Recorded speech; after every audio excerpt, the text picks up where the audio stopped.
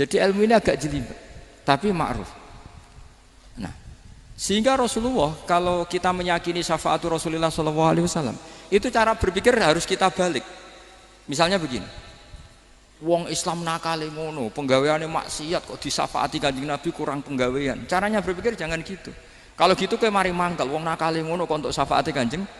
Tapi cara berpikir gini, syafaatul Rasulullah itu wasi'ah, luas sekali. Syafaatul Rasulullah ghairu munhasirah, tidak terbatas. Syafaatul Rasulullah itu lebih sakti ketimbang dosanya umatnya. Semua ulama dulu kalau nyifati Allah juga gitu. Allahumma misalnya maghfiratuka awsa'u min dzunubina. Ya, yang misalnya yang pakai mutakalim ya Allahumma maghfiratuka awsa'u min dzunubi wa rahmatuka arja inti min amali. Jadi jangan kitanya dulu. Kalau kitanya dulu kan nyifati kita dosa banyak. Itu sama ndak usah ngaku, sudah tahu semua. Tapi nyifati pertamanya apa? Allahumma maghfiratuka awsa'u min dzunubi wa rahmatuka arja inti min amali. Sehingga dari nyifati maghfiratullah yang wasi'ah, yang tidak terbatas, kemudian kita sah mengatakan bahwa ahlul maksiat pun mungkin atau berhak dapat ampunan. Sama syafa'atu Rasulillah itu ghairu munhasirah, syafa'atu Rasulillah itu wasi'ah, sehingga sahlah riwayat syafa'ati li ahlil kabair min ummah. Itu bukan menyangkut melegalkan kabirah, bukan menyangkut mengesahkan orang Islam dosa besar karena nanti dapat syafaatnya Rasul. Cara berpikir jangan gitu, nanti kamu mentasjek memberanikan orang melakukan maksiat berdasar iktimat syafaati Rasulillah. Itu jangan gitu, cara berpikir dibalik apa? Syafa'atu Rasulullah awsa'u wa awsa'u, sangat luas, sehingga saking luasnya sampai yang tukang maksiat saja kebagian. Sama rahmatnya Allah Ta'ala itu wasi'ah, rizkinya Allah ya wasi', sampai wong nganggur ya iso mangan ngono. Nah begitu juga rahmatnya Allah Ta'ala itu wasi'ah, sampai wong sing sumpek utange akeh ya iso guyu ngono.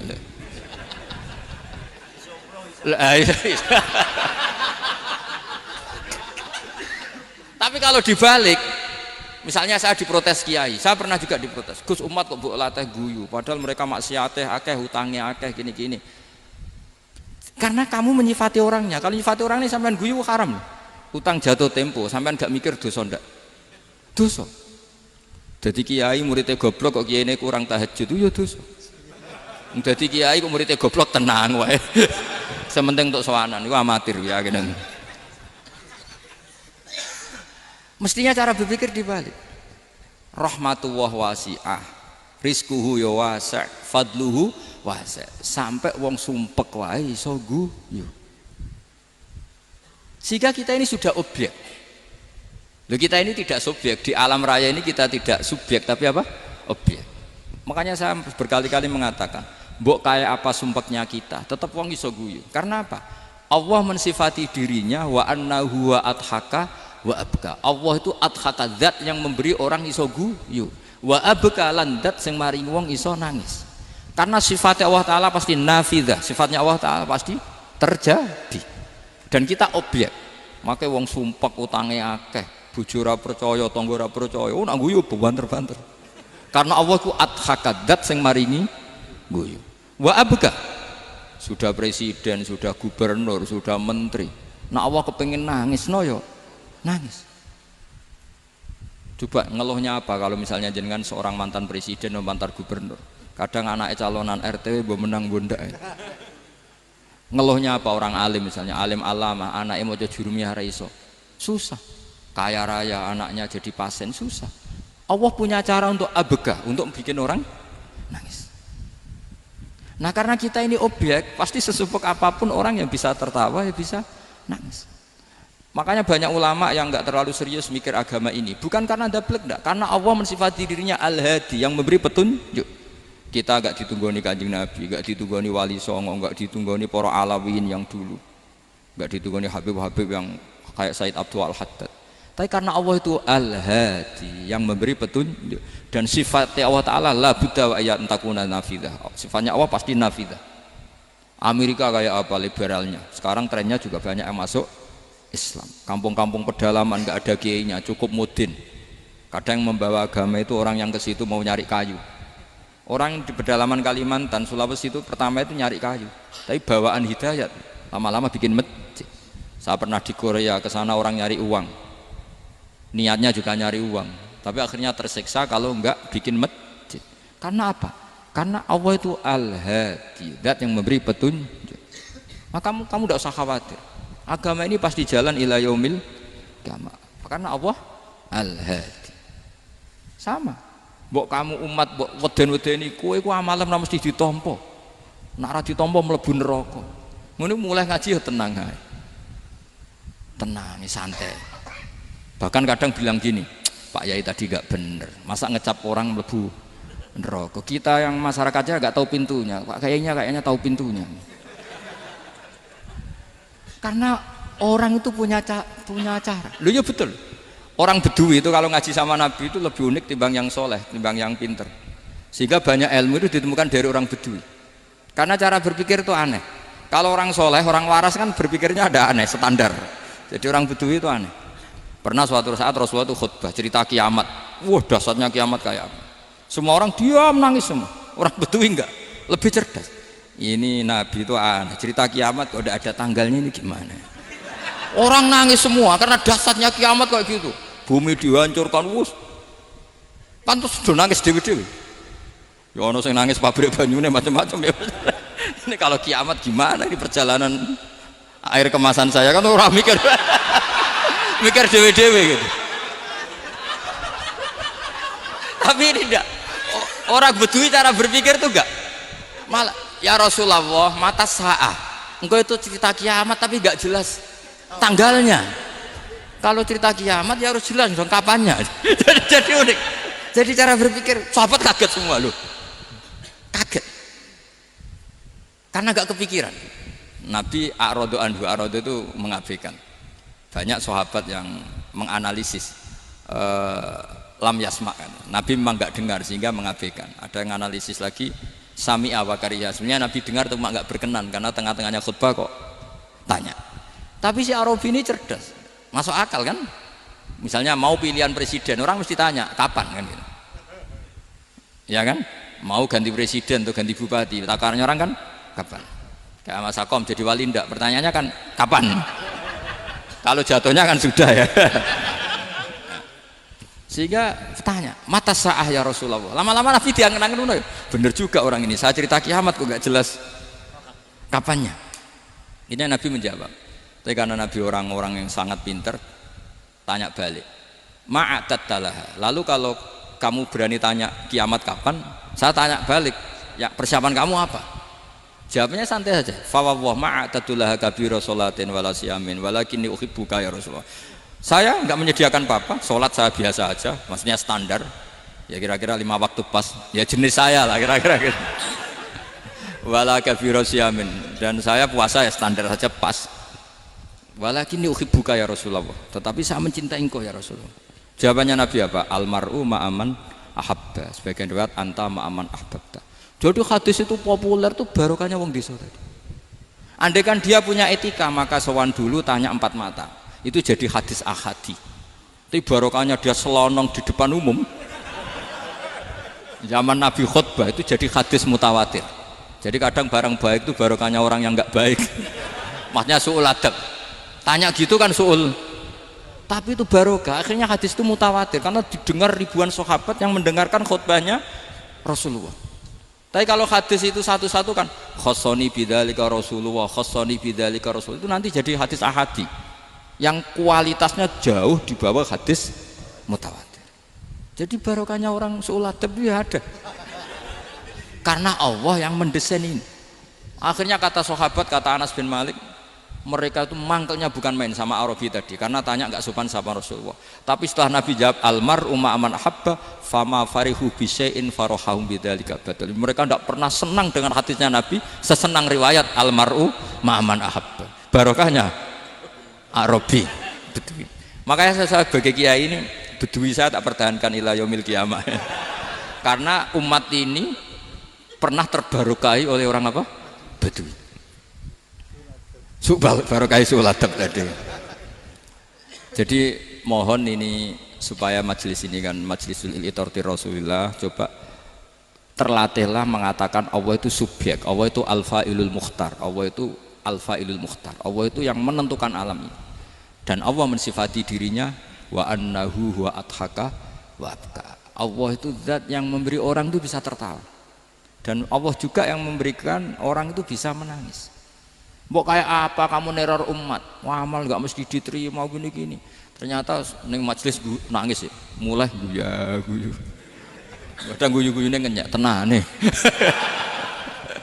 daripada apa ya agak-agak merodok orang yang dohirnya beda dengan batinnya, nggak perlu distatuskan seperti itu. Ya sudah biasa saja. Jadi nah fi muqaddimihim, imam besar dalam manhaj ini namanya Abul Hasan apa? Asyadzili. Abul Hasan Asyadzili itu kalau ada orang tanya gini, Beb saya ini susah, sholat saya tidak mesti diterima Allah gini-gini, marah. Enggak usah. Kafa bika jazaan an radiyaka laka ahlan. Sudah kamu ditakdir pernah sujud itu sudah keren. Saya itu andaikan dapat kabar dari malaikat bahwa sholat kamu tidak diterima, saya tidak susah. Bukan karena sombong. Pernah ditakdir sholat sujud ning Allah itu keren. Kayak apa malunya kita ketemu Allah kemudian kita di bumi tidak pernah sujud. Makanya cara Abul Hasan Asyadzili kowe ora usah mikir sholat ditampa ta ora usah mbok mikir. Kowe ditakdir tahu sujud itu hebat. Kafa bika jazaan an radiyaka laka ahlan. Cukup kamu mendapat balasan dari Allah, kamu pernah ditakdir sujud. Gak perlu ngaji alim alama, gowo sawi ngalor ngidul jalalain keren. Paling gak malaikat pernah melihat kamu, wah gowo tak kitab kuwedi. Gak penting pahammu, gak penting. Karena isra bakat paham ngono. Jadi Abul Hasan Asyadzili adalah orang yang, dan itu Al-Hasani ya, dan itu Al-Hasani. Makanya macam-macam. Kita yang Al-Husaini sudah kita punya Faqih Muqaddam, punya banyak. Di Al-Hasani yang paling populer diantaranya adalah Abul Hasan Asyadzili. Beliau itu kalau ngendikan sesuatu itu positif terus. Termasuk itu ketika ada orang resah sholat saya diterima ndak, kata beliau, wes kowe sing support nang ditakdir tahu sujud. Saya itu sebetulnya kadang-kadang miris, wes sholatku tompo ta ora, tapi saya sangat sadili. Sangat-sangat sadili. Saya nggak pernah berdoa ya Allah ibadah kami jenengan terima ndak, karena takut kalau doa gitu keterusan itu terus ditompo ora ya. Akhirnya keterusan gitu. Akhirnya ngenes. Masa orang pernah sujud ngenes? Lama-lama gini setan masuk. Apa artinya saya sujud ternyata gak diterima? Lu wong kawula kok iskal tentang pernah sujud. Itu kan ibarat gini, kamu ngasih uang sama orang tua kamu, misalnya Habib Soleh ngasih uang Habib Ali, terus apa artinya tak kasih, kemudian beliau tidak terima kasih, itu kan lucu. Terima kasih tidak terima kasih, seorang anak ngasih orang tua itu keren. Makanya saya bangga dengan Habib Soleh ketika beliau mengumrohkan Habib Ali, sudah mendaftarkan haji Habib Ali. Gak usah mikir diterima apa enggak. Wes keren, itu sudah perilaku yang keren, yang hebat. Makanya saya sering ada orang mau cerai tanya saya, Gus saya ini cerai gak, istri saya kurang ajar gini. Gak usah. Tapi bojo kula judes. Uang di bojo itu wes keren, paling gak kowe ra darani jomblo.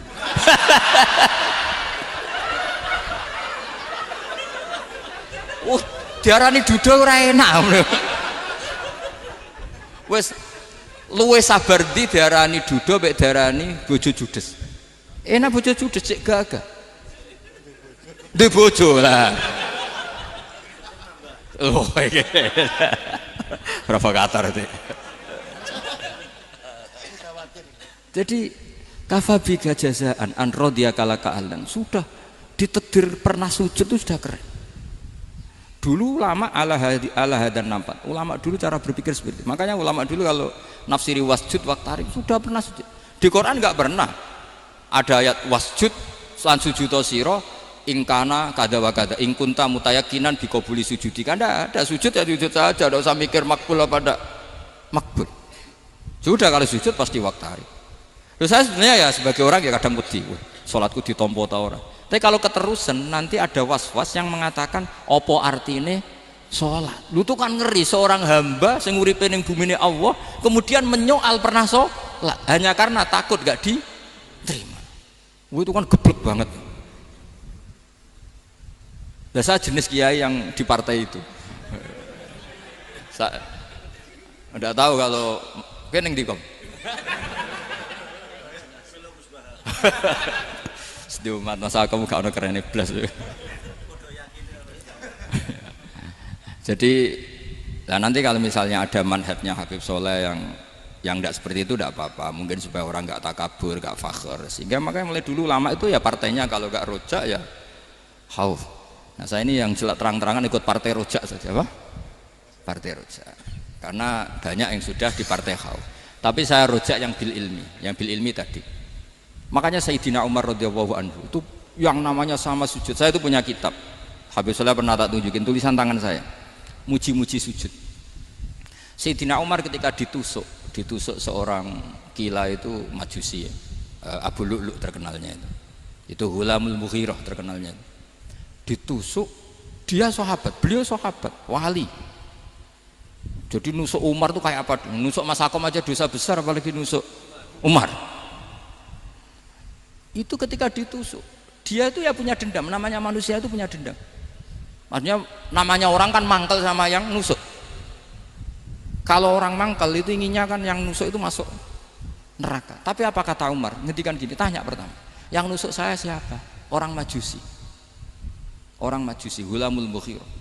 Alhamdulillah alladzi lam yaj'al maniyati biyadi rajulin lam yasjud laka sajdatan yuhaju biha indaka yaumal qiyamah. Saya itu senang Gusti, yang nusuk saya orang yang nggak pernah sujud sama jenengan. Jika kalau saya dendam supaya dia masuk neraka, saya nggak takut orang itu nuntut sama saya. Tapi kalau dia pernah sujud, pernah sholat, kemudian dia masuk neraka karena nusuk saya, kemudian dia berargumentasi, saya pernah sujud ya Allah, kenapa engkau masukkan neraka? Saya tidak berani jawab ya Allah. Saking hormatnya sama yang namanya sujud.